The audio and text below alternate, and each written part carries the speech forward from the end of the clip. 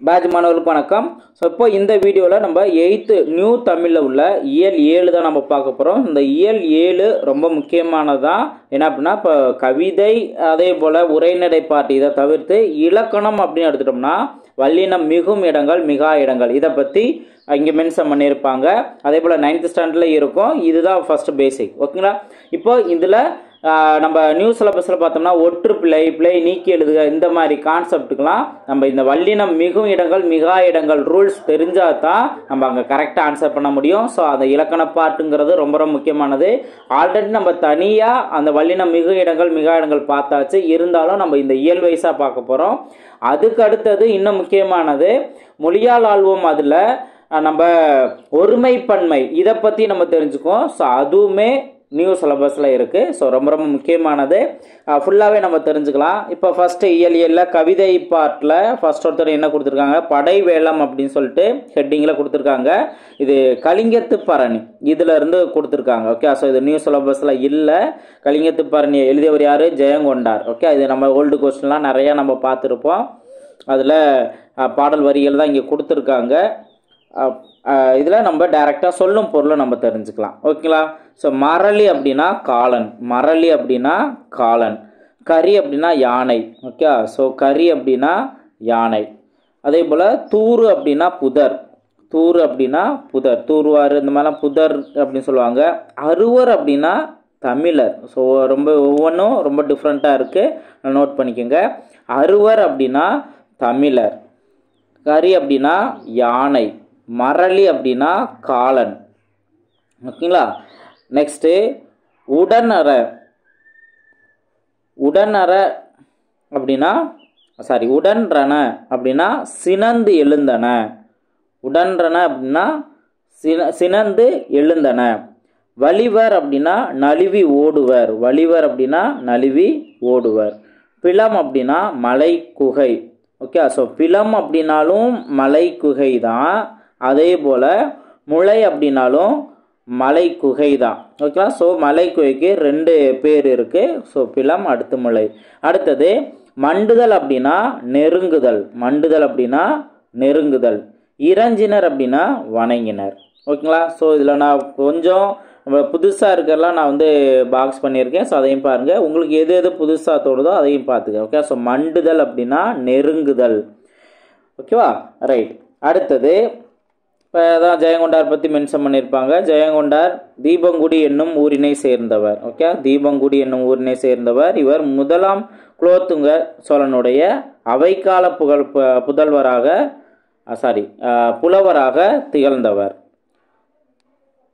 முதல் குலோத்துங்க சோழன். அடுத்து பரணிக்கோர் ஜெயங்கொண்டார் என்று பலபட்டரை சொக்கநாத புலவர் புகழ்ந்துள்ளார். ஓகே, ஸோ அப்போது பழனிக்கோர் ஜெயங்கொண்டார் அப்படின்ட்டு யார் புகழ்ந்தது அப்படிங்கிற மாதிரி நம்ம ஓல்டு கொஸ்டின்லாம் பார்த்துருப்போம். அது பலபட்டரை சொக்கநாத புலவர். ஓகேங்களா? அதுக்கடுத்து கலிங்கத்து பரணி 96 வகை சிற்றிலக்கியங்கள் ஒன்று, பரணி வகையை சேர்ந்த நூல். தமிழில் முதலில் எழுந்த பரணி இந்நூலே. ஓகே, ஸோ அப்போ தமிழில் முதலாக எழுந்த பரணி அப்படின்னா இந்த கலிங்கத்து பரணி. ஓகேங்களா?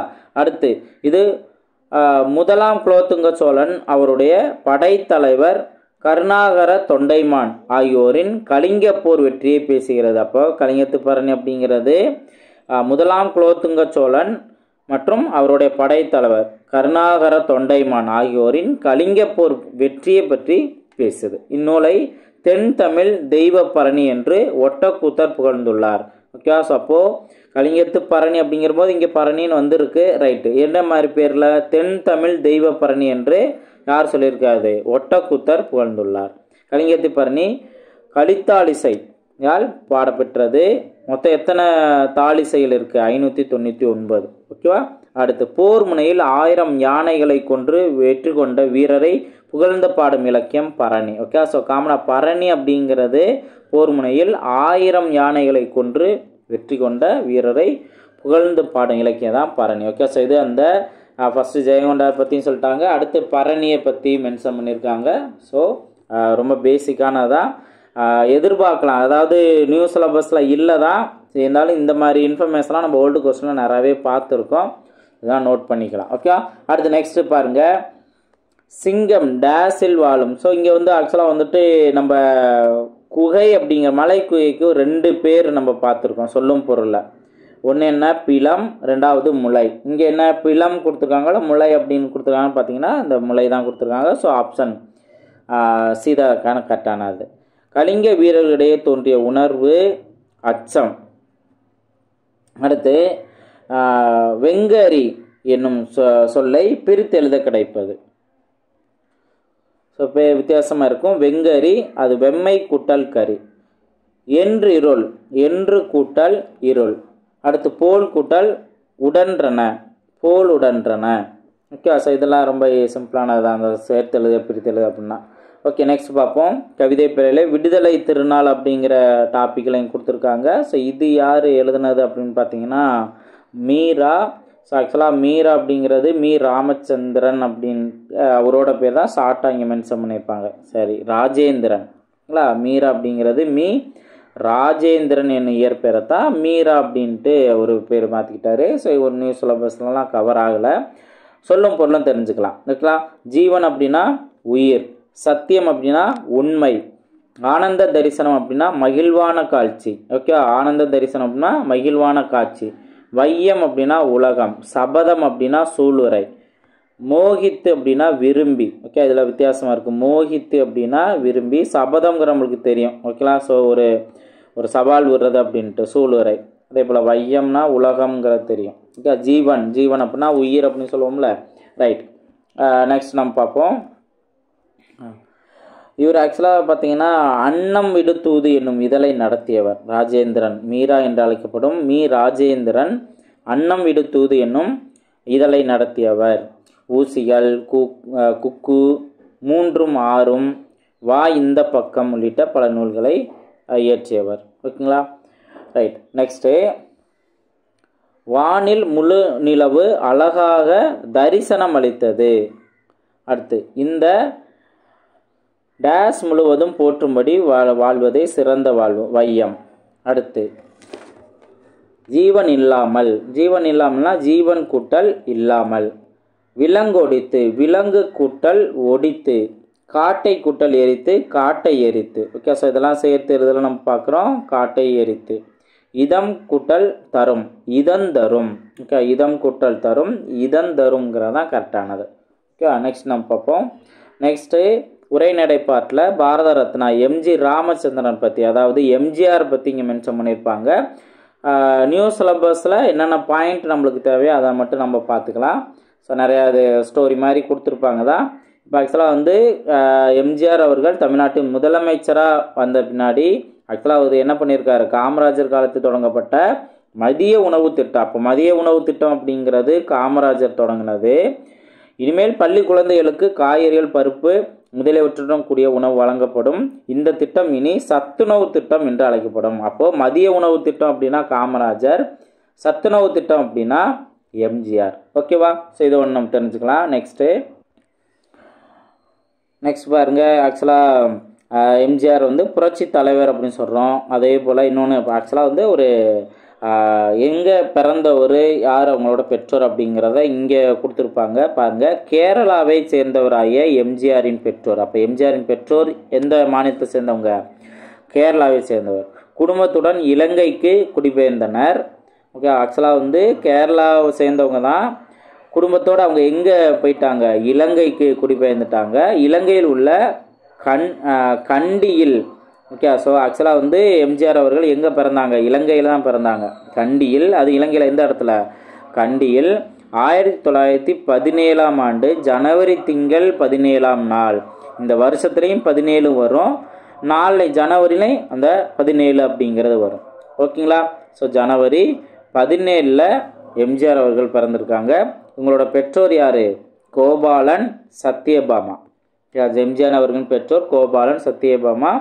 எப்போ பிறந்தார், 1917 ஜனவரி 17 பிறந்தவர் தான்.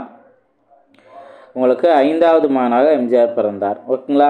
ரைட், அதுக்கடுத்து என்ன பண்ணியிருக்காங்க, குழந்தையாக இருக்கும்போதே தந்தையை இழந்தார். ஓகே, ஸோ தந்தை இறந்துட்டாங்க. அதனால் எம்ஜிஆரோட தாயார் என்ன பண்ணியிருக்காங்கன்னா தமிழ்நாட்டுக்கு வந்துட்டாங்க. ஓகேவா. ஆக்சுவலாக கேரளா மாநிலத்தில் பெற்றோர் வந்து கேரளா மாநிலத்தை சேர்ந்தவங்க, அவங்க இலங்கைக்கு குடிபெயர்ந்தாங்க. இலங்கையில் தான் வந்து எம்ஜிஆர் பிறந்தார். 1917 ஜனவரி 17ஆம் நாள். அவங்களோட பெற்றோர் கோபாலன், சத்யபாமா. தந்தை இறந்துட்டனால தாயார் தமிழ்நாட்டுக்கு கும்பகோணத்தில் வந்து குடியேறினர். ஓகே, ஸோ அப்போ வந்து ஒரு சின்ன பிள்ளையிலே வந்து கும்பகோணத்தில் வந்துட்டாங்க. ஓகே, தமிழ்நாட்டு கும்பகோணத்தில் வந்துட்டாங்க. அதுக்கப்புறம் தான் இங்கே தமிழ்நாட்டில் அவங்களோட திறமையெல்லாம் வெளிப்படுத்தி முதலமைச்சர் ஆனாங்க. ஓகேங்களா. அதுக்கடுத்து பாருங்கள், அவரோட நடிப்பு திறமை பாராட்டி இந்திய அரசு மிகச்சிறந்த நடிகருக்கு வழங்கும் பாரத் பட்டத்தை அவருக்கு வழங்கி சிறப்பித்தது. அப்போ இந்திய அரசு பாரத் அப்படிங்கிற பட்டம் யாருக்கு வழங்குவாங்க? மிகச்சிறந்த நடிகருக்கு வழங்குவாங்க. ஓகே, ஸோ அப்போ மிகச்சிறந்த நடிகருக்கு வழங்கப்படும் பட்டத்தில் ஒன்று பாரத். ஓகேங்களா. பன்முக திறமை வந்தவர். அதே போல் பாட்டின் மூலயமா வந்து நல்ல நல்ல கருத்துக்களை சொன்னவர், உயர்ந்த கருத்துக்களை சொன்னவர், இதை சொல்லியிருப்பாங்க. அதே போல் பொன்மன செம்மல் அப்படிங்கிறவரும் பொன்மன செம்மல் அப்படின்னு போற்றப்பட்டவர் யார்? எம்ஜிஆர் அப்படிங்கிறது தான். ஓகே, ஸோ இதை நம்ம தெரிஞ்சுக்கலாம். நெக்ஸ்ட்டு, சென்னை பல்கலைக்கழகம் எம்ஜிஆரின் பணிகளை பாராட்டி டாக்டர் பட்டம் வழங்கியது. அப்போ எம்ஜிஆருக்கு டாக்டர் பட்டம் வழங்கியது யார் அப்படின்னு கேட்டாங்கன்னா சென்னை பல்கலைக்கழகம். ஓகேவா. அடுத்தது, எம்ஜிஆரோட இப்போ இவரோட தொண்டை வந்து போற்றும் வகையில் தமிழ்நாடு அரசு என்ன பண்ணியிருக்காங்க? எம்ஜிஆர் மருத்துவ பல்கலைக்கழகம் நிறுவியுள்ளது. ஓகேவா. எம்ஜிஆர் மருத்துவ பல்கலைக்கழகம் நிறுவியுள்ளது. அதுக்கு அடுத்தது பார்த்தீங்க அப்படின்னா இந்திய அரசு மிக உயரிய பாரத ரத்னா. ஓகே, பாரத் அப்படிங்கிறது மிக உயர்ந்த மிகச்சிறந்த நடிகருக்கு கொடுக்கப்படுறது. அதே போல் பாரத ரத்னாங்கிற மிக உயரிய விருது, அதை இப்போ என்ன சொல்கிறோம்? இந்திய மாமணி அப்படின்னு நம்ம சொல்லிக்கலாம். எப்போ வழங்கியிருக்காங்க? 1988ஆம் ஆண்டு வழங்கியிருக்காங்க. ஓகே, 1988ஆம் ஆண்டு பாரத ரத்னா விருது எம்ஜிஆருக்கு வழங்கப்பட்டது. ஸோ இயரை நீங்கள் நோட் பண்ணி வச்சுக்கணும். ஓகேங்களா. அதே போல் நிறைய திட்டங்கள் கொண்டு வந்திருக்காரு. காலனிகள் வழங்கும் திட்டம், அதே போல் இன்னும் நிறையா திட்டங்கள் இருக்குது. பின்னாடி ஒன்பதுனா பார்த்துக்கலாம். பொன்மன செம்மல் என்று அழைக்கப்படுகிறாரு. அதுக்கப்புறம் சமூக நலத்திட்டங்கள்லாம் பாருங்கள். உழவர்களின் கடன் தள்ளுபடி, ஏழைகளுக்கான வீட்டு வசதி திட்டம், ஆதரவற்ற மகளிருக்கு திருமண உதவி திட்டம், தாய்சை நல இல்லங்கள், பற்பொடி வழங்கும் திட்டம், நலிவடைந்த பிரிவை சேர்ந்த மாணவர்களுக்கு பாடநூல் வழங்கும் திட்டம், முதியோருக்கு உதவித்தொகை வழங்கும் திட்டம், வேலைவாய்ப்பற்றவர்களுக்கு உதவித்தொகை வழங்கும் திட்டம், இந்த மாதிரி திட்டங்களை நிறையா செயல்படுத்தியிருக்காரு. ஓகேங்களா. அதுக்கு அடுத்தது பாருங்கள், இப்போ தெரிந்து கொள்வோம் பாட்டில் எம்ஜிஆர் நூற்றாண்டு விழாவை ஒட்டி, அதாவது 2017 2018ங்கிறது எம்ஜிஆரோட நூற்றாண்டு விழா. தமிழக அரசால் சென்னையிலும் மதுரையிலும் பேருந்து நிலையங்களுக்கு எம்ஜிஆர் பெயர் சூட்டப்பட்டது. ஓகேவா. நூற்றாண்டு விழா டைங்களில் எம்ஜிஆருக்கு பேருந்து நிலையங்களுக்கு எம்ஜிஆர் பெயர் சூட்டப்பட்டது. அடுத்து, இந்திய அரசு சென்னை சென்ட்ரல் ரயில் நிலையத்திற்கு புரட்சி தலைவர் எம்ஜி ராமச்சந்திரன் மத்திய ரயில் நிலையம் என்று பெயர் மாற்றம் செய்தது. ஓகேவா. ரைட். அதுக்கு அடுத்தது முக்கியமான ஒரு பாயிண்ட்டு, மதுரை மாநகரில் 5ஆம் உலக தமிழ் மாநாட்டை சிறப்பாக நடத்தியவர் யார் அப்படின்னா எம்ஜிஆர் அவர்கள். ஓகே, ஸோ எம்ஜிஆர் முதலமைச்சராக இருக்கும்போது இவர் இந்த மதுரை மாநகரில் 5ஆம் உலக தமிழ் மாநாடு சிறப்பாக நடத்தினார். தஞ்சையில் 1000 ஏக்கர் பரப்பளவில் தமிழ் பல்கலைக்கழகத்தை தோற்றுவித்தார். ஓகேவா. அப்போ 2 முக்கியமான இன்ஃபர்மேஷன். முதது 5ஆம் உலக தமிழ் மாநாடு எங்கே நடைபெற்றது? மதுரையில். யார் நடத்தினது? எம்ஜிஆர் அவர்கள். அதே போல் தஞ்சையில் 1000 ஏக்கர் பரப்பளவிலே தமிழ் பல்கலைக்கழகம் தோற்றுவித்தார். ஓகே, இதை நம்ம தெரிஞ்சுக்கணும். அதான் இதுதான் வந்து இங்கே இவரை பற்றி நம்ம தெரிஞ்சுக்கிறது. இப்போ நெக்ஸ்ட்டு பார்ப்போம். எம்ஜிஆர் டேஸ் என்னும் ஊரில் கல்வி பயின்றார். கும்பகோணத்தில் அவர் கல்வி பயின்றார். எம்ஜிஆர் படிப்பை தொடர முடியாமை காரணம் குடும்ப வறுமை. இந்திய அரசு சிறந்த நடிகருக்கான டேஸ் பட்டத்தை வழங்கியது. பாரத் அப்படிங்கிற பட்டம் தான் நடிகருக்கு சொல்லியிருக்கோம்ல. வேறு மாமணி, இந்திய மாமணி அப்படிங்கிறது உயரிய விருது. அடுத்து, 5ஆம் உலக தமிழ் மாநாடு நடைபெற்ற இடம் மதுரை. நெக்ஸ்ட்டு, எம்ஜிஆருக்கு அழியாத புகழை தேடி தந்த திட்டம் மதிய உணவு திட்டம். ஆக்சுவலாக சத்துணவு திட்டம் அப்படின்னு நம்ம சொல்லணும். ஓகேங்களா. ரைட். நெக்ஸ்ட் நம்ம பார்ப்போம் விரிவானம். இதில் வந்து அறிவுசால் ஔவையார் பற்றி சொல்லியிருப்பாங்க. இதில் முக்கியமாக என்ன அப்படின்னா, 2 நாடுகளுக்கு இடையே நடைபெற இருந்த போரை ஔவையார் அவர்கள் தடுத்துருக்காங்க. ஸோ அந்த விஷயத்தை தான் ஒரு நாடகமாக சொல்லியிருக்காங்க. நம்ம மெயினாக தெரிஞ்சுக்க வேண்டியது ஒரு 2 விஷயம்தான். என்ன அப்படின்னா, யார் 2 பேர்த்துக்கு இடையில போர் நடைபெற இருந்தது, அதாவது அதியமானுக்கும் தொண்டைமானுக்கும் இடையில. ஓகேங்களா? ஸோ அதியமானுக்கும் தொண்டைமானுக்கும் இடையில ஒரு போர் நடைபெற இருந்ததை அதை கேள்விப்பட்டு தடுத்துருக்காங்க. ஸோ இதான் முக்கியமான விஷயம். அதே போல் நம்ம ரொம்ப ஃபேமஸாகவே தெரிஞ்சது, ஔவையாருக்கு நெல்லிக்கனியை கொடுத்தது யார்? அதியமான் நெடுமான். ஓகேங்களா? ஸோ அது இந்த 2 இன்ஃபர்மேஷன் தெரிஞ்சால் போதும். அதுக்கப்புறம் அவங்களோட புகழ் இதெல்லாமே சொல்லியிருப்பாங்க. நெக்ஸ்ட்டு அவங்களோட பாடல் வரிகள். இப்போ ஔவையாரோட பாடல் வரிகளை பாருங்கள். சிறியிலை நெல்லி தீங்கனி. இப்போ நெல்லிக்கனி அப்படின்னு வந்தது அப்படின்னாவே நம்ம ஔவையார் எழுதின பாடல் அப்படிங்கிற மாதிரி நம்ம எடுத்துக்கலாம். ஓகேங்களா? புரியாது. ஆதல் நின்னகத்து அடக்கி சாதல் நீங்கன்னா அந்த நெல்லிக்கனி வந்துட்டு என்ன, நோய் நொடி இல்லாமல் நீண்ட நாள் வாழ்கிறதுக்குரிய ஒரு அதிசயமானது தான். ஓகேங்களா? ஸோ சாதல் அப்படிங்கிறது நம்ம எடுத்துக்கலாம்.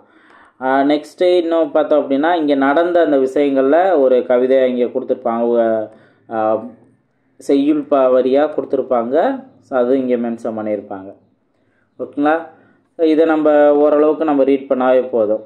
இவ்வேப்பில் அணிந்து மாலை சூட்டி கண் திரள் நோன்கால் திருத்தி நெய் அணிந்து கடையுடைவியன் நகர்வே அவ்வே பகைவர் குத்தி குடுநுதி சிதைந்து கொள்துறை குற்றில் மாதோ என்றும் உண்டாயின் பதம் கொடுத்து இல்லாயின் உடன் உண்ணும் இல்லோர் உக்கல் தலைவன் அண்ணல் எம் கோமான் வைநுதி வேலே. ஓகே, ஸோ இது ஔவையாரது. நம்மளுக்கு பாடல் வரிகள் ஒரு வரைக்கும் 2 தடவையாவது நம்ம ரீட் பண்ணணும். ஓகேங்களா? அடுத்து நெக்ஸ்ட் நம்ம பார்ப்போம். நெக்ஸ்ட் ரொம்ப ரொம்ப முக்கியமானது என்ன அப்படின்னு பார்த்தீங்கன்னா, இலக்கணம் பார்ட்டு. ஓகேவா? ஸோ இந்த இலக்கண பார்ட்டு ஆல்ரெடி நம்ம தனியாக நம்ம பார்த்துருந்தோம். ஸோ அப்போ நம்ம வல்லினம் மிகு இடங்கள் மிகா இடங்களை இன்னும் கொஞ்சம் நம்ம ஃபாஸ்ட்டாக ஒரு ரிவைஸ் பண்ணிக்கலாம். ஓகேங்களா? ரைட். இப்போ வல்லினம் மிகும் இடங்கள் அப்படின்னு நம்ம சொல்கிறோம் அப்படின்னா, மெயினாக நம்ம என்ன சொல்லுவோம், இப்போ வந்து என்ன மிஸ்டேக்கு பாருங்கள், கவிதை படித்தேன் எழுதி கொண்டேன் இந்த மாதிரி சொல்கிறதுல ஒரு மிஸ்டேக் இருக்குது. என்னென்னா, கவிதையை படித்தேன் இப்போ சொல்லணும், இப்போ போடணும், எழுதி கொண்டேன் இக்கு அப்படிங்கிறது இங்கே மென்ஷன் பண்ணணும். ஓகே, அப்போ ஒரு சொல்லின் முதல் எழுத்து கா சா தா பா ஆகிய வல்லின எழுத்து வரிசையில் ஒன்றாக இருந்தால், இப்போ நம்ம வல்லினம் அப்படின்னா கசட தபரா அப்படின்னு சொல்லுவோம், அதில் 2 எழுத்து இல்லாமல் கா சா தா பா இதுதான் நம்ம வல்லினமே போடுவோம். ஓகேங்களா? எழுத்து வரிசையில் ஒன்றாக இருந்தால் அதற்கு முன்னால் உள்ள சொல்லின் இறுதியில் வல்லின மெய்யெழுத்தை சேர்த்து எழுத வேண்டும். இதுதான் நம்மளுக்கு தெரியும். இதுதான் வந்து வல்லினம் மிகல் அப்படின்னு சொல்லுவாங்க. எல்லா இடங்கள்லையுமே வந்து நம்ம வல்லினம் போடுறோம் அப்படின்னா அது போடணும்னு அவசியம் இல்லை. ஒரு சில இடங்களில் பொருள் மாறும், அந்த பொருள் மாறுபாட்டுக்கு ஏற்ற அப்படி நம்ம வல்லினம் போட தேவையில்லை. இதை நம்ம தெரிஞ்சுக்கணும். அப்போது எல்லா இடங்களையும் வல்லினம் மெய்யெழுத்து மிகும் என்று கூற முடியாது. மிதந்து சென்றது, செய்து பார்த்தான், படித்த கவிதை, பெரிய தாவரம் ஆகிய சொற்களில் வல்லினம் மிகவில்லை என்பதை கவனம். இவ்வாறு வல்லினம் மெய் மிக கூடாத இடங்களை வல்லினம் மிகா இடங்கள் என்றும் சொல்லணும். ஓகேவா? இப்போ அடுத்து பார்த்தீங்கன்னா, மண்வெட்டி கொண்டு வா, மண்வெட்டி கொண்டு வா, இந்த மாதிரி நம்ம வல்லினம் போடுறோம். வல்லினம் ஒரு இடத்துல போடாமல் இருக்கும், இன்னொரு இடத்துல வல்லினம் போட்டிருக்கோம். அப்போ அதில் அதோட மீனிங் மாறும். இவற்றில் முதல் தொடர் மண்வெட்டியை எடுத்து வா அப்படின்னா ஒரு பொருளை தருகிறது. இரண்டாம் தொடர் மண்ணை வெட்டி எடுத்து வா அப்படின்னு நம்ம சொல்கிறதுலையும் பொருள் மாறுபடுது. ஓகேவா? ஸோ இந்த மாதிரி வல்லினம் மிகாமல் இருந்தாலும் பொருள் மாறுபடும். அதே போல் வல்லினம் விட்டு நம்ம சொன்னோம் அப்படின்னா அது பொருள் மாறுபடும். ஓகேங்களா? ரைட். இப்போது நம்ம ஒற்றுப்பிழைனா என்ன, சந்திப்பிழைனா என்ன சொல்கிறோம். இந்த வல்லினம் மிக வேண்டிய இடத்தில் மிகாமல் எழுதுவதும் மிக கூடாத இடத்தில் வல்லினம் இட்டு எழுதுவதும் தவறாகும். இதை தான் வந்து நம்ம என்ன சொல்கிறோம், சந்திப்பிழைன்னு சொல்லலாம் அல்லது ஒற்றுப்பிழைன்னு நம்ம சொல்லலாம். ஓகேவா? ஸோ கொஸ்டின்லாம் நம்ம பார்ப்போம். சந்திப்பிழை எற்ற சொல்லை வார்த்தையை வாக்கியத்தை தேர்ந்தெடுத்துக்க அப்படின்னு சொல்லுவாங்க, ஒற்றுப்பிழையை தேர்ந்தெடுக்க, இந்த மாதிரிலாம் நம்ம கொஸ்டின் பார்த்துருப்போம். ஸோ அதனால் இன்னும் பார்க்க போகிறதா ரொம்ப ரொம்ப முக்கியமானது. எங்கெங்கெல்லாம் வல்லினம் மிகும் பாருங்கள். இப்போ அந்த இந்த அப்படிங்கிற சுட்டு திரிபு பெயர்களில் வல்லினம் மிகும். ஓகேவா? அதே போல் எந்த அப்படிங்கிற வினா திரிபிலையும் வல்லினம் மிகும். ஓகேவா? ஸோ அப்போ அந்த இந்தனா சுட்டு திரிபுன்னு தெரிஞ்சுக்கணும், எந்த அப்படின்னா வினா திரிபுன்னு தெரிஞ்சுக்கணும். காமனா அந்த இந்த எந்த அப்படின்னு வந்தாலுமே வல்லினம் மிகும் அப்படின்னு தெரிஞ்சுக்கலாம். அந்த பக்கம், இந்த கவிதை, எந்த திசை, எந்த சட்டை, அதெல்லாம் வந்து நம்ம வல்லினம் போடுறோமா? ஓகேவா? ரைட். நெக்ஸ்ட் பாருங்கள், இரண்டாம் வேற்றுமை உருபு வெளிப்படையாக வரும் இடத்தில் வல்லினம் மிகும். இந்த பாயிண்ட் நல்லா கவனிங்க. அதாவது இரண்டாம் வேற்றுமை உறுப்பு. நம்ம வேற்றுமை உறுப்புனா நமக்கு என்னன்னு தெரியும். ஐயாள்கு இன்னது கண் அப்படின்ட்டு. ஐயாள்கு இன்னது கண், இன்னது கண் அப்படின்னு சொல்லுவாங்க. இப்போ இதில் இரண்டாம் உறுப்புல இருந்து ஆரம்பிக்கும். ஒன்றாம் உறுப்பு எழுவாய், அதுக்கு வந்துட்டு இது கிடையாது. ஐ அப்படிங்கிற ரெண்டாம் உறுப்பு, மூன்றாம் உறுப்பு 4, 5, 6, 7. ஓகே, அதே போல் எட்டாம் உறுப்பு எதுவும் கிடையாது அப்படின்னு நம்ம தெரிஞ்சிருக்கோம். இப்போது இரண்டாம் வேற்றுமை உறுப்பு அப்படின்னா ஐ. இந்த ஐ அப்படிங்கிறது வெளிப்படையாக வந்துச்சு அப்படின்னா வல்லினம் மிகும். இதே இது இரண்டாம் வேற்றுமை உறுப்பு மறைந்து வந்துச்சுன்னா வல்லினம் மிகாது. ஓகே, இரண்டாம் வேற்றுமை உறுப்பு வெளிப்படையாக வந்தால் வல்லினம் மிகும், மறைவாக வந்துச்சு அப்படின்னா வல்லினம் மிகாது. இப்போ ஒவ்வொன்றுக்கு எக்ஸாம்பிள் பாருங்கள். இப்போ தலையை காட்டு, இங்கே வந்து ஐ அப்படிங்கிறது வெளிப்படையாக இருக்கா, அப்போ என்ன நடந்திருக்கு, வல்லினம் வந்திருக்கு. அதே போல் பாடத்தை படி, இந்த தை அப்படிங்கிறதுல ஐ இருக்கா, இரண்டாம் வேற்றுமை உறுப்பு, அதனால வெளிப்படையாக வந்ததுனால இங்கே வல்லினம் மிகும். ஓகேவா. அடுத்து நான்காம் வேற்றுமை உறுப்பு. நான்காம் வேற்றுமை உறுப்பு என்ன, கு. ஓகேவா. ஸோ அப்போது கு வெளிப்படையாக வரும் இடத்தில் வல்லினம் மிகும். எனக்கு தெரியும், எனக்கு கூன்னு வந்திருக்கா, அப்போ இத்து வல்லினம் போடணும். அவனுக்கு பிடிக்கும் கூன்னு வந்ததுனால இப்பு அப்படிங்கிற வல்லினம் போடணும். அதுக்கு முன்னாடி இருக்க அந்த வல்லினம் போடணும். ஓகே. அடுத்து இகரத்தில் முடியும் வினையெச்சங்களை அடுத்து வல்லினம் மிகும். அது என்ன இகரத்தில் முடியும், இகரத்தில் முடியும் அப்படின்னா ஈ அப்படிங்கிறது. இப்போ ஓடி, ஓடி அப்படின்னா இந்த டீல வந்து இட்டு கூட்டல் ஈ அப்படின்னு இருக்கா, அப்போ ஈ வந்திருக்கிறதுனால ஈங்கிற முடிகிற வினையச்சம். இது வந்து ஓடி அப்படிங்கிறது வினையச்சம் தானே. ஏன்னா லாஸ்ட்டில் கலைத்தான், ஓடி நடந்தான், ஓடி வந்தான், இந்த மாதிரிலாம் இருக்கும்போது தான் அது வினையச்சம் அப்படிங்கிற நம்ம பார்க்குறோம். அப்போ வினையச்சம் அதுலேயும் எதில் முடியுது, இகரத்தில் முடியுது. இந்த மாதிரி முடிஞ்சுன்னா நம்ம என்ன சொல்லணும், அதில் வல்லினம் மிகுங்கிறத நம்ம தெரிஞ்சுக்கணும். நெக்ஸ்ட் பாருங்க, உகரத்தில் முடியும் வினையச்சங்கள் வன்தொடர் குற்றியலுகரமாக இருந்தால் மட்டும் வல்லினம் மிகும். இப்போது நல்லா கவனிங்க, இந்த ஒரு பாயிண்ட்டை நீங்கள் இது வல்லினம் மிகா இடங்களையும் பார்ப்பீங்க. என்ன அப்படின்னா உகரத்தில் முடியும் வினையச்சங்கள் இப்போது வன்தொடர் குற்றியல் உகரமாக இருந்தால் அங்கே வல்லினம் மிகுன்னு சொல்கிறாங்க. அது என்ன வன்தொடர் குற்றியல் உகரம், ரொம்ப சிம்பிளானதான். நம்ம வன்தொடர் அப்படின்னா வல்லினம் அப்படின்னு பார்க்குறோம். என்னது கசட தபர அப்படின்னு நம்ம பார்க்குறோம். இப்போது உகரத்தில் முடியும் வினையச்சங்கள், இப்போ இதில் எது வினையச்சம், பெற்று அப்படிங்கிற வினையச்சம், படித்து அப்படிங்கிறது வினையச்சம். ஓகேவா. இப்போ பெற்றுங்கிற வார்த்தையை நீங்கள் கவனிங்க. இப்போ தான் நீங்கள் வன்தொடர் குற்றியலுகரம்னா என்னன்னு தெரியணும். உகரத்தில் முடிஞ்சிருக்கு பெற்று, அப்போ இங்கே ஊ அப்படிங்கிறது முடிஞ்சிருக்கா, ஓகே இது முடிஞ்சிருக்கு. இப்போ இது வன்தொடர் குற்றியலுகரமா அப்படின்னு கேட்டிங்கன்னா இதுக்கு இந்த ஊக்கு முன்னாடி இருக்க வார்த்தை, அந்த முன்னாடி இருக்க எழுத்து அது என்ன வல்லினமா மெல்லினமா இடையினமா இதை தெரிஞ்சுட்டிங்கன்னாவே போதும். அது வன்தொடர் குற்றியலுகரமா அல்லது மென்தொடர் குற்றியலுகரமா அல்லது இடைத்தொடர் குற்றியலுகரமான்னு தெரிஞ்சிடும். இப்போ இங்கே இந்த ரூக்கு முன்னாடி இரு இருக்கா, அப்போ இரு அப்படிங்கிறதுனா இது ஒரு வல்லின எழுத்து.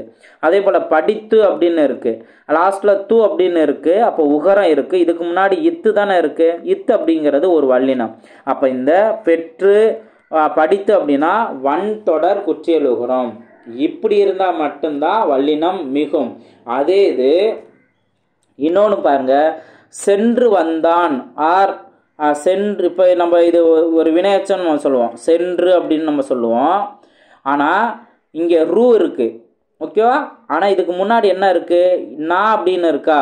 ஸோ அப்போ நான் அப்படிங்கிற பார்த்தோம் அப்படின்னா ஞன நமன நாங்கிறது மெல்லினமா, அப்போ இது ஒரு மென்தொடர் குற்றியலுகரம். இங்கே வந்து இந்த சென்றுக்கு அடுத்து நம்ம வல்லினம் போட மாட்டோம். ஓகேவா. இந்த பார்ட் அந்த மென்தொடர் பற்றியும் அதே இது இடைத்தொடர் குற்றியலுகரை பற்றியும் வல்லினம் மிகா இடங்களில் கொடுத்துருப்பாங்க. இப்போ உங்களுக்கு வன்தொடர் குற்றியலுகரம்னா என்னன்னு கிளியராக தெரிஞ்சிருச்சா, ரைட். அப்போது இந்த உகரத்தில் முடியும், நல்லா கண்டிஷன் தெரிஞ்சுக்கணும். உகரத்துலையும் முடியணும், அது ஒரு வினையச்சமாக இருக்கணும், அதுக்கடுத்தது அது ஒரு வன்தொடர் குற்றியலுகரமாக இருக்கணும். இந்த 3 கண்டிஷன் இருந்தால் தான் அங்கே வல்லினம் மிகும். ஓகேவா. ஸோ இதை கொஞ்சம் நல்லா கவனமாக நோட் பண்ணிக்கோங்க. நெக்ஸ்ட்டு எதிர்மறை பெயரெச்சத்தின் இறுதி எழுத்து கெட்டு வருவது ஈறுகட்ட எதிர்மறை பெயரெச்சம். ஓகே. ஸோ அப்போ ஈறுகட்ட எதிர்மறை பெயரெச்சத்தில் வல்லினம் மிகும். அது என்ன ஈறுகட்ட எதிர்மறை பெயரெச்சம், செல்லா காசு எழுதா பாடம். அப்போ இந்த செல்லா எழுதா அப்படின்னா என்ன, ஈறுகட்ட பெயரெச்சம். ஃபஸ்ட்டு பெயரெச்சமா இது, காசு அப்படிங்கிறது பெயர் சொல்லோட முடியறதுனால இது ஒரு பெயரெச்சம். ஓகேவா. ஸோ அப்போ எதிர்மறை பெயரெச்சத்தில் வல்லினம் மிகும். அடுத்து உவமை தொகையில் வல்லினம் மிகும். மலர்பாதம், தாய் தமிழ் அப்படிங்கிறதெல்லாம் இருக்கா. அப்போது இந்த மாதிரி ஓமை தொகையில் வல்லினம் மிகும். மலர்பாதம், மலர் போன்ற பாதம். ஓகேங்களா? தாய் தமிழ், தாய் போன்ற தமிழ், இந்த மாதிரி நம்ம பார்ப்போம். அடுத்து உருவகத்தில் வல்லினம் மிகும். அது என்ன உருவகம்? தமிழ் தாய் வாய் பவளம். தமிழ் தாய், தமிழை வந்து நம்ம தாய் மாதிரி ஒரு உருவகப்படுத்திக்கிறோம். ஓகே, அப்போ இந்த மாதிரி வார்த்தையில் வல்லினம் மிகும். அதே போல் வாய் பவளம், இந்த மாதிரி உருவகத்தில் வல்லினம் மிகும். அடுத்து எண்ணு பெயர்களில், எண்ணு பெயர்னா அது 1, 2, 3 இந்த மாதிரி சொல்கிறோம்ல, அதில் 8, 10 அப்படிங்கிற எண்ணு பெயர்களில் வல்லினம் மிகும். இப்போது 8 புத்தகம், 10 காசு, நம்ம என்ன சிம்பிளாக 8 தொகை 10 பாட்டு அப்படின்னு நம்ம சொல்கிறோம்ல, அப்போ அங்கே வல்லினம் மிகும். அடுத்து அப்படி இப்படி எப்படி என்ற சொற்களை அடுத்து வல்லினம் மிகும். அப்படி செய்தாய், இப்படி காட்டு, எப்படி தெரியும் அப்படின்னு சொல்லி நம்ம வல்லினம் போடணும். திசை பெயர்களை வல்லினம் மிகும். கிழக்கு, மேற்கு, வடக்கு, தெற்கு அப்படின்னு நம்ம சொல்கிறோம்ல திசை பெயர்களில், அதில் வல்லினம் மிகும். ஓகே, அடுத்தது கவனிங்க. மகர மெய்யில் முடியும் சொல்லை அடுத்து வல்லினம் வந்தால் அந்த மகரமை கெட்டு அழிந்து அவ்விடத்தில் வல்லினம் மிகும். இப்போ மகர மெய் அப்படிங்கிறது இம்மு. ஓகேவா? இப்போ ஒரு சொல் என்ன, மரம் அப்படிங்கிற போது லாஸ்ட்டில் இம்மில் முடிஞ்சிருக்கா? அதே போல தான் வட்டம் அப்படின்னு நம்ம சொல்லும் போதும் இம்மில் முடிஞ்சிருக்கு. இப்போ இதுக்கு அடுத்தது இந்த வல்லின எழுத்து வருது, சாங்கிறது வருது, பா அப்படிங்கிற வருது. இந்த மாதிரி வந்துச்சு அப்படின்னா ஃபஸ்ட்டு அந்த மகர மெய் கெட்டுரும். ஓகேவா? மரம் குட்டர் சட்டம்ங்கிறதும் மர அப்படின்னு வந்துடும். அதுக்கடுத்து என்ன ஆகும்? அந்த இடத்துல வல்லினம் மிகும். மரச்சட்டம், வட்டப்பாறை. ஓகேவா? இதெல்லாம் வல்லினம் மிக இடங்களை தெரிஞ்சுக்கிட்டோம். அதாவது மிகா இடங்கள் பாருங்கள். எழுவாய் சொற்களை அடுத்து வல்லினம் மிகாது. எழுவாய் சொற்கள்னா பெயர் சொற்கள். இப்போ தம்பி படித்தான்னா தம்பிங்கிற ஒரு பெயர் சொல், எழுவாய் சொல். இது இந்த இடத்துல வல்லினம் மிகாது. ஓகேவா? அடுத்து அது, இது, எது அப்படின்னு சொற்களை பார்க்கும்போது அதுக்கு அடுத்து வல்லினம் மிகாது. ஓகேவா? இப்போ எது, அது சென்றது, இது பெரியது, இந்த மாதிரி நம்ம சொல்லும்போது வல்லினம் மிகாது. அடுத்து பெயரச்சம், எதிர்மறை பெயரச்சம் ஆகியவற்றை அடுத்து வல்லினம் மிகாது. இப்போ ஈறுகட்ட எதிர்மறை பெயரச்சத்தில் வல்லினம் மிகும். புரியுதுங்களா? அதே இது காமனா பெயரச்சம் எதிர்மறை பெயரச்சத்தில் வல்லினம் மிகாது. ஓகே, இது ரெண்டையும் நல்லா கம்பேர் பண்ணி படிக்கும்போது அழகாக எந்த இடத்துல வல்லினம் மிகும் மிகாதுங்கிறத தெரிஞ்சுக்க முடியும். எழுதிய, இப்போ எழுதி அப்படிங்கிறது ஒரு பெயரச்சம் தானே. அடுத்து எழுதாத, எழுதாதுங்கிறது ஒரு எதிர்மறை பெயரச்சம். இந்த ரெண்டு இடத்துலையுமே வல்லினம் மிகாது. அடுத்து இரண்டாம் வேற்றுமை உருபு மறைந்து வரும் இடங்களில் வல்லினம் மிகாது. நம்ம அங்கேயே பார்த்தோம்ல வல்லினம் மிகும் இடங்கள்ல இரண்டாம் வேற்றுமை உருபு வெளிப்படையாக வந்துச்சு அப்படின்னா அங்கே வல்லினம் மிகும். இங்கே மறைந்து வந்தது அப்படின்னா வல்லினம் மிகாது. இலை பறித்தேன், இப்போ இலை பறித்தேன், காய் தின்றேன். இலையை பறித்தேன் அப்படிங்கிறதா மீனிங். ஆனால் அங்கே வந்து என்ன வந்துருச்சு, வேற்றுமை உறுப்பு ஐ அப்படிங்கிற வேற்றுமை உறுப்பு மறைந்து வந்துருச்சு. அதனால் இங்கே வல்லினம் மிகாது. ஓகேவா? அடுத்து இப்போ இந்த பாயிண்ட்டை கவனிங்க. நம்ம ஆல்ரெடி ரொம்ப டிஸ்கஸ் பண்ணதான். உகரத்தில் முடியும் வினையச்சங்கள் மென்தொடர் குற்றியலுகரமாகவோ அல்லது இடைத்தொடர் குற்றியலுகரமாக இருந்தால் அங்கே வல்லினம் மிகாது. இப்போ உகரத்தில் முடியுங்கிற ஒரு வினையச்சம் இங்கே பாருங்க. தின்று தீர்த்தான், செய்து பார்த்தான். ஏங்க சார் செய்து பார்த்தான் அப்படின்ட்டு இப்போ வராதா? செய்து பார்த்தான் அப்படிங்கிறது நம்மளுக்கு தோணும். கண்டிப்பாக இந்த மாதிரி வார்த்தையை பார்க்கும்போது நம்மளுக்கு உடனே அப்படியே ஃப்ளோவில் செய்து பார்த்தான் அப்படிங்கிறதா நம்மளுக்கு தோணும். இங்கே தான் இவங்க தெளிவாக சொல்கிறாங்க. உகரத்தில் தான் இது முடிஞ்சிருக்கு. ஓகே, தூ அப்படிங்கிறது நம்மளுக்கு உகரத்தில் முடிஞ்சிருக்கு. ஆனால் இது என்ன, இதுக்கு முன்னாடி இருக்க எழுத்து என்ன, ஈ அப்படிங்கிறது என்ன, இடையினம். ஓகே, எரல வரல இடையினம். அப்போ இடையினத்தில் இருந்தாலும் அங்கே என்ன ஆகாது, வல்லினம் மிகாது. அதே இது நீங்கள் இங்கே தின்று அப்படின்னு பார்க்கும்போது இங்கே ரூ இருக்குதான். ஆனால் இதுக்கு முன்னாடி அந்த எங்கே இருக்குது, ஒரு மென்தொடர் குற்றியல் உகரமாக இருக்குது. நான் அப்படிங்கிறது என்ன, ஒரு மெல்லினம் தானே. ஏன்னா நமன அப்படின்னு நம்ம சொல்லுவோம். அப்போது நான் அப்படிங்கிறது மெல்லினம். இப்போ இது வந்து மென்தொடர் குற்றியலுகரமாக இருக்கிறதுனால இங்கே வல்லினம் மிகாது. ஸோ இந்த பாயிண்ட்டை தான் நீங்கள் நல்லா கவனமாக புரிஞ்சு, இந்த பாயிண்ட் தான் நம்ம வந்து அதை கான்செப்டும் புரியாமல் அதை பற்றி நம்ம கவனம் செலுத்தாமல் இருக்கும்போது இந்த மாதிரி கான்செப்டில் கொஸ்டின் வந்துச்சுன்னா வல்லினம் மிகு இடங்கள், மிகா இடங்கள், சந்திப்பிழை, ஒற்றுப்பிழை அப்படின்னு வரும்போது கண்டிப்பாக இந்த மாதிரி இடங்களை தான் நம்ம மிஸ்டேக் பண்ணுவோம். ஸோ அதனால் கவனமாக இதை புரிஞ்சுக்கிட்டோம் அப்படின்னாவே ரொம்ப ஈஸியாக எந்த வித மிஸ்டேக்கும் இல்லாமல் நம்ம கரெக்டாக ஆன்சர் கண்டுபிடிச்ச முடியும். ஓகேங்களா? அடுத்தது வினைத்தொகையில் வல்லினம் மிகாது. வினைத்தொகைங்கிறது என்ன? எழுது பொருள், சுடுசோறு. அது என்ன? எழுது பொருள். எழுது பொருள் வினைத்தொகையா? எழுதும் பொருள், எழுதுகின்ற பொருள், எழுதும் பொருள், இந்த மாதிரிலாம் நம்ம சொல்கிறோம்ல, எழுதிய பொருள் அப்படின்ட்டு. அப்போ 3 காலங்களை காட்டுதுன்னா அது ஒரு வினைத்தொகை. இந்த இடத்துல வல்லினம் மிகாது. அடுத்து அப்படி இப்படி அதில் வந்து வல்லினம் மிகும். ஆனால் அதை தவிர்த்து படின்னு ஒரு முடிஞ்சுன்னா, இப்போது எழுதும்படி, பாடும்படி, இந்த மாதிரி படிங்கிற வார்த்தையில் முடிஞ்சுன்னா அங்கே வந்து என்ன? வல்லினம் மிகாது. அடுத்து லாஸ்ட்டில் உண்மை தொகையில் வல்லினம் மிகாது. அது என்ன உண்மை தொகை? தாய் தந்தை. தாய் தந்தைங்கிற உண்மை தொகையா? தாயும் தந்தையும்.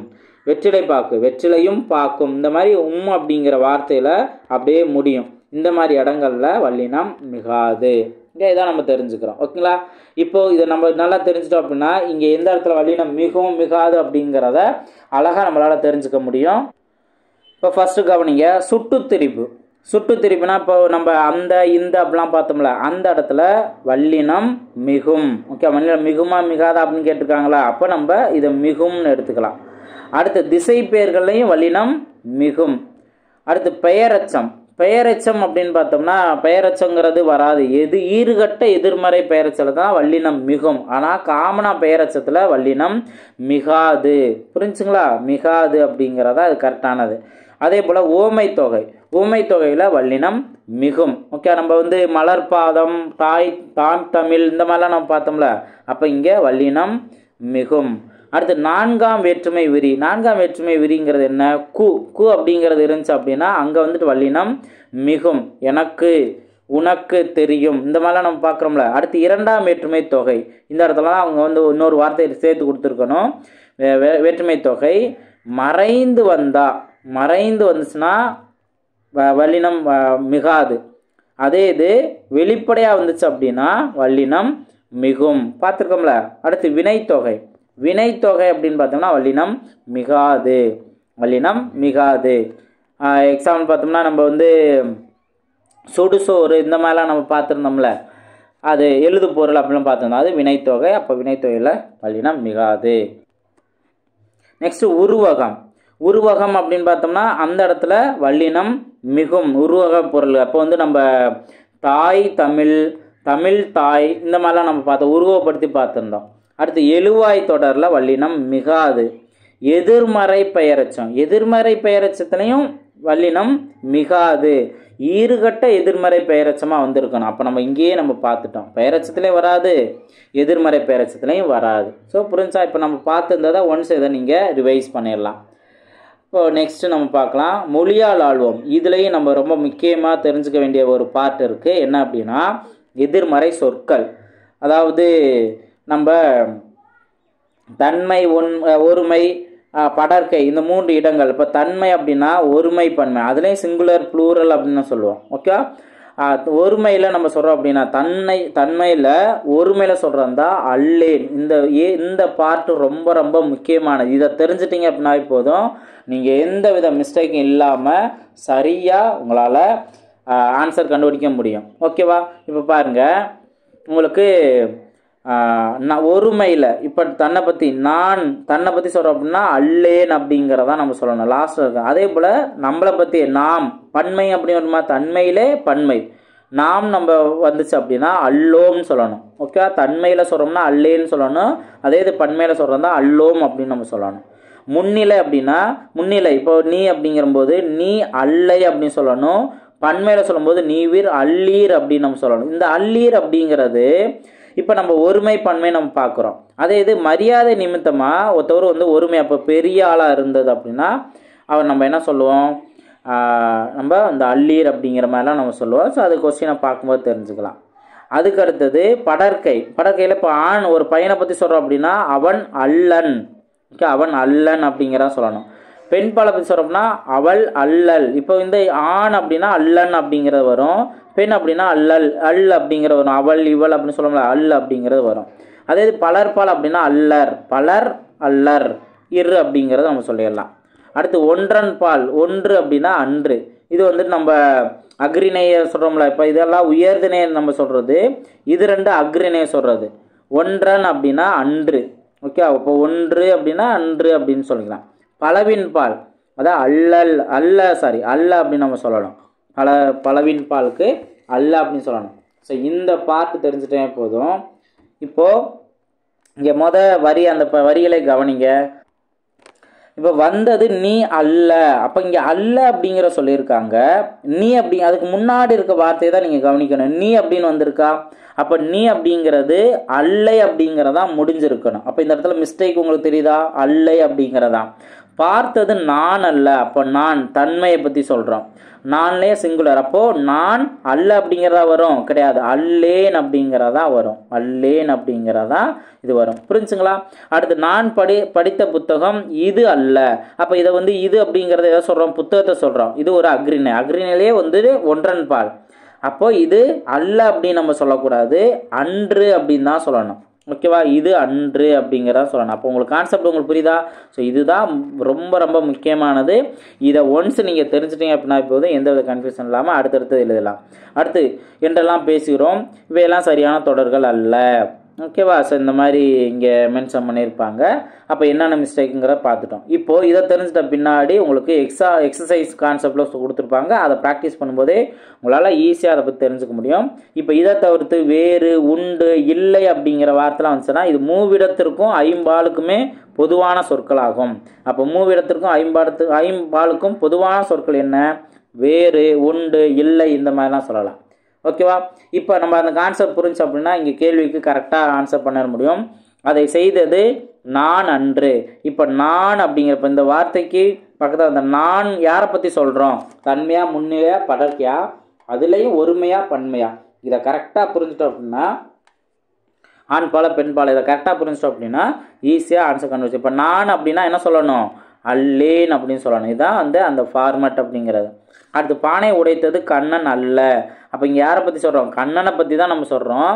அப்போது கண்ணன் அப்படிங்கிறது ஆண்பால். ஓகே? படற்கையில் ஆண்பால். ஆண்பால்ங்கிற போது அல்லன்னு சொல்லக்கூடாது. என்ன சொல்லணும்? ஆண் தானே. அப்போ அல்லன் அப்படின்னு சொல்லணும். ஓகேவா? அல்லேங்கிறது தன்னை பற்றி சொல்கிறது, அல்லன் அப்படிங்கிறது ஆண்பால் பற்றி சொல்கிறது. அடுத்து மல்லிகை குளத்தில் பூக்கும் மலர் அல்லை. இப்போ இதை எதை பற்றி சொல்கிறாங்க? மலரை பற்றி சொல்கிறாங்க. மலர் அப்படிங்கிறது என்ன? ஒரு அக்ரிணை பொருள். இப்போ அக்ரிணை பற்றி சொல்கிறோம் அப்படின்னா அதுலேயும் சிங்குலர், ஒன்றன் பால். அப்போ நம்ம என்ன சொல்லலாம்? அது அன்று அப்படிங்கிற மலர், அல்லை அப்படிங்கிறப்பல்ல அன்று அப்படிங்கிறதான் நம்ம சொல்லணும். ஓகேங்களா? அதுக்கு அடுத்தது சித்தர்கள் செயற்கையை விரும்பியவர்கள் அல்லோம். இப்போ யாரை பற்றி சொல்கிறாங்க? சித்தர்களை பற்றி சொல்கிறோம். ஓகேவா? அப்போ சித்தர்கள் பற்றி நம்ம சொல்கிறோம் அப்படின்னா அது பலர்பால். பலர்பால் தானே. பலர்பால்ங்கிற போது அல்லோம் அப்படின்னு சொல்லக்கூடாது. அல்லோம்ங்கிறது எங்கே வரும்? அல்லோம் அப்படிங்கிறது தன்மையில் பலர்பாலுக்கு வரும். ஆனால் இங்கே படற்கையில் பலர்பால். அப்போ என்ன வரும்? அல்லர். இதுதான் கரெக்டானது. அல்லர் அப்படிங்கிறது தான் கரெக்டானது. ஓகேவா? அதே போல் அல்லை அப்படிங்கிறது நம்ம எங்கே யூஸ் பண்ணுவோம் பாருங்கள். அல்லை அப்படிங்கிறது பார்த்தோம்னா முன்னிலை ஒருமையில் தான் யூஸ் பண்ணுவோம் அல்லை அப்படிங்கிறது. ஸோ இதெல்லாம் ஜஸ்ட் ஒரு ரிவைஸ் பண்ணுறதுக்கு தான். அடுத்து பகைவர் நீவீர் அல்லர் அப்படின்னு மென்ஷன் பண்ணியிருக்காங்க. ஆக்சுவலாக இங்கே பகைவர் நீவீர் அப்படின்னு மென்ஷன் பண்ணியிருக்காங்கன்னா முன்னிலை இருக்கவில் பல சொல்கிறாங்க, படற்கையை சொல்கிறாங்க. அப்போது நீவீர் அப்படிங்கிறதுக்கு பதிலாக அல்லர் அப்படிங்கிறதுக்கு பதிலாக என்ன சொல்லணும்? அல்லீர் அப்படிங்கிறதான் சொல்லணும். ஓகே? அப்போ இதுக்கு பதிலாக அல்லீர் அப்படிங்கிறதான் கரெக்டானது. ஓகேவா? இப்போ இதுக்கு அடுத்து இந்த ஃபில்லிங் த பிளாங்க்ஸில் கரெக்டாக நம்ம நோட் பண்ணிடலாம். சரியான எதிர்மறை சொற்கள். தாங்கள் படிக்க வேண்டிய புத்தகங்கள். ஸோ புத்தகங்கள் அப்படின்னு வந்துச்சு அப்படின்னா அது இதில் படற்கையில் பலர்பால். அப்போ நம்ம என்ன சொல்லலாம்? அல்ல அப்படிங்கிறது சொல்லலாம். இவை அல்ல அப்படின்னு சொல்லலாம். அதே உங்களோடு வருவோர் டேஸ் அல்லோம். இப்போ அல்லோம் அப்படிங்கிறது யாருக்கு வரும்? நம்ம அதாவது தன்மையில் பலர்பால், தன்மையில் படற்கை அப்படின்னா நாம் அப்படிங்கிற வார்த்தைக்கு தான் அல்லோம் வரும். அடுத்து மணிமேகலை செல்வ வாழ்வு விரும்பியவள். அப்போ விரும்பியவள் நம்ம இது யாரை பற்றி சொல்கிறாங்க? மணிமேகலை. அது ஒரு பெண்பால். பெண்பால் அப்படிங்கிற நம்ம என்ன சொல்லுவோம்? அல்லல் அப்படின்னு தான் நம்ம சொல்லுவோம். இல் அப்படிங்கிறது வரும். நெக்ஸ்ட் ஈ மொய்த்த பண்டங்கள் உடலுக்கு நன்மை செய்வன. இதில் எதை பற்றி சொல்கிறாங்க? ஈயை பற்றியா சொல்கிறாங்க? கிடையாது, பண்டங்கள் பற்றி சொல்கிறாங்க. ஓகேவா? அப்போ பண்டங்கள் அப்படின்னா படற்கையில் பலர்பால். ஓகே. அப்போ பலர்பால் அப்படின்னு இருந்துச்சுன்னா செய்வன அல்ல அப்படிங்கிறதான் கரெக்டானது. நெக்ஸ்ட்டு, இந்த நிலத்துக்கு உரிமையாளர் டேஸ் அல்லை. இப்போ உரிமையாளர் அப்படிங்கிறது ஒரு நேரடியாக சொல்கிறோமா, அல்லை அப்படிங்கிறது யார் சொல்லுவாங்க, முன்னாடி இருக்க ஒரு நபரை தான் சொல்லுவாங்க. அப்போது நீ அல்லை அப்படிங்கிறது தான் கரெக்டானது. புரிஞ்சுங்களா? ஸோ அந்த பாட்டு நல்லா தெளிவாக படிச்சிங்க அப்படின்னா தான் இதில் எந்த வித மிஸ்டேக்கும் இல்லாமல் உங்களால் கரெக்டாக ஆன்சர் பண்ணிட முடியும். அடுத்து நெக்ஸ்ட்டு கவனிங்க. நெக்ஸ்ட்டு நம்ம டைரெக்டாக கலைச்சொற்கள் போயிடலாம். குதிரை ஏற்றம் அப்படின்னா ஈக்வெஸ்ட்ரியன். ஓகே, ஈக்வெஸ்ட்ரியன் வித்தியாசமாக இருக்குது. ஈக்வெஸ்ட்ரியன். கதாநாயகன் ஹீரோ, முதலமைச்சர் சீஃப் மினிஸ்டர், தலைமை பண்பு லீடர்ஷிப், ஆதரவு சப்போர்ட், வரி அப்படின்னா டேக்ஸு, வெற்றி அப்படின்னா விக்டரி, சட்டமன்ற உறுப்பினர். நம்ம எம்எல்ஏ அப்படின்னு சொல்கிறோம்ல, அப்போது member of legislative assembly. Okay, so member of legislative assembly தான் வந்து நம்ம எம்எல்ஏ அப்படின்னு நம்ம சொல்கிறோம். ஓகேங்களா? இதில் வித்தியாசமாக இருக்கிறது இந்த குதிரை ஏற்றம், ஈக்வெஸ்ட்ரியன். இதுதான் வந்து புதுசாக நம்ம சொற்கள் நம்ம தெரிஞ்சுக்கிறது. ஸோ இதை நல்லா தெளிவாக நோட் பண்ணுங்கள். இந்த இயலில் நம்ம மெயினாக வல்லினம் மிகு இடங்கள், மிகா இடங்கள், அதே போல் எதிர்மறை சொற்கள், அந்த அல்லை, அல்லீர், அல்லேன், இந்த மாதிரி வார்த்தைகள் நம்ம பார்த்துருப்போம். ஸோ அதை ஒன்ஸு தனியாக ஒன்று நோட் பண்ணி வைங்க.